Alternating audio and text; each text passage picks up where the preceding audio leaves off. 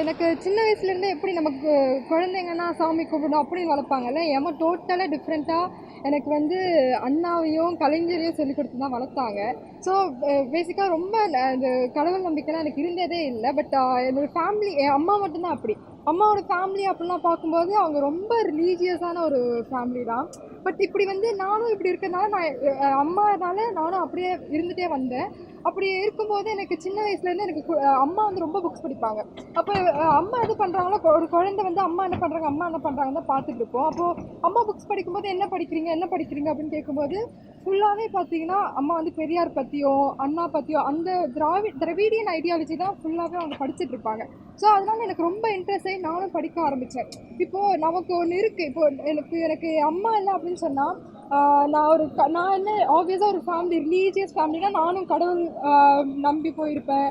அந்த வழியில் போயிருப்போம். நம்ம வந்து கடவுள்னு போயிட்டாலே நம்மளோட செல்ஃப் திங்கிங் வந்து நம்ம விட்டுருவோம். எதுனாலும் கடவுள்னு விட்டுருவோம். எல்லாத்தையும் ஒரு ப்ளேம் எடுத்து நம்ம அது போட்டுருவோம். இப்போது அது வந்து ஒரு ஷீல்டு மாதிரி, ஒரு லைஃப் சேவிங் மாதிரி. என்ன நடந்தாலும் கடவுள் பார்த்துப்பார் அப்படி விட்டுருவோம். ஆனால் இப்போ அது இல்லைன்னு சொல்லும்போது நான் தான் பார்த்துக்கணும். எனக்கு அந்த ஒரு சுயமாக திங்க் பண்ணுறது ஒரு எபிலிட்டி இருக்குல்ல, அது வந்து எனக்கு சொல்லிக் கொடுத்தது பெரியார் தான். பெரியாரை படித்து அண்ணாவை படித்து இப்போது என்னோடய ஃப்ரெண்ட் வந்து நாங்கள் காலேஜ் வந்ததுக்கப்புறம் தான் தெரியும். நாங்கள் காலேஜில் தான் மீட் பண்ணோம்.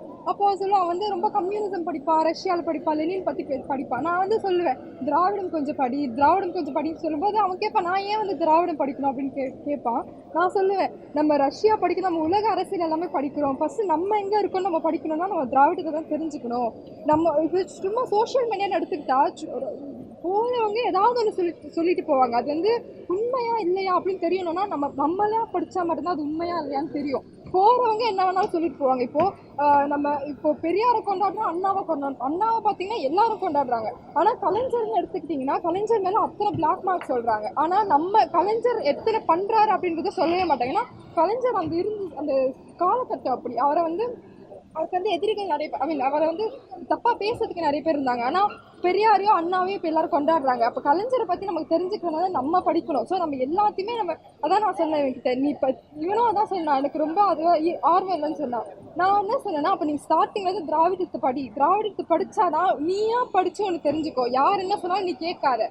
ஒருத்தர் வந்து சொல்கிறான்னா அவன் 10 பேர் கேட்டு அப்படியே பேசுவான்.